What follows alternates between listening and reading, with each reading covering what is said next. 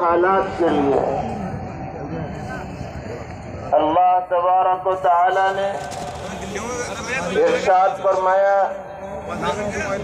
کہ بے شک دشمنیاں ہوں گی، کچھ لوگ ایسے ہوں گے کہ تمہارا اطمینان سے رہنا انہیں ناگوار گزرے گا اور تمہارا پریشان ہونا ان کے لیے خوشی کا باعث ہوگا۔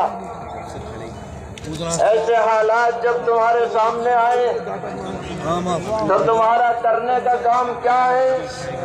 اللہ تعالی نے ہمیں بتلا دیا ہے، اور وہ کرنے کے کام دو ہیں۔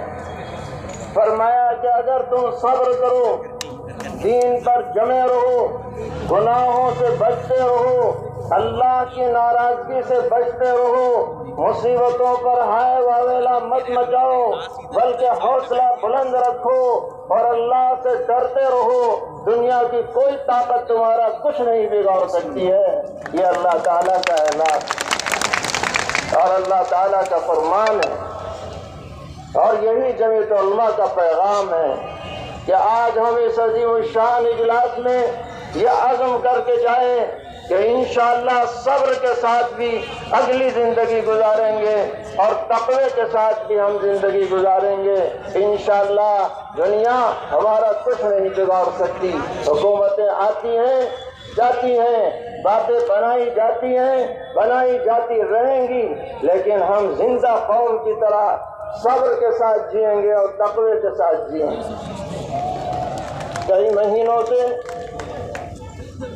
تمام میڈیا، قومی میڈیا ایک ہی موضوع پہ لگی ہوئی ہے،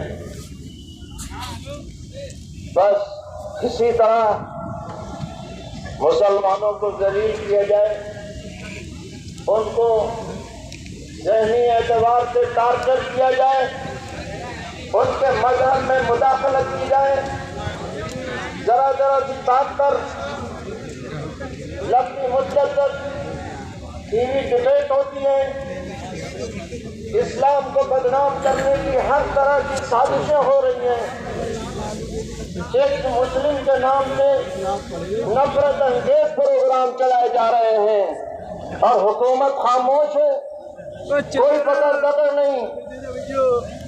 ایسے ماحول میں ہمیں یہ عزم کرنا ہے کہ دنیا کچھ بھی کر لے، ہم دین پر جئیں گے اور دین ہی پر مریں گے، اسی طرح سے عزت کے ساتھ رہیں گے اور عزت کے ساتھ زندگی گزاریں گے۔ اللہ ہمارا حامی اور ناصر اور مددگار ہو۔ وآخر دعوانا ان الحمد للہ رب العالمین۔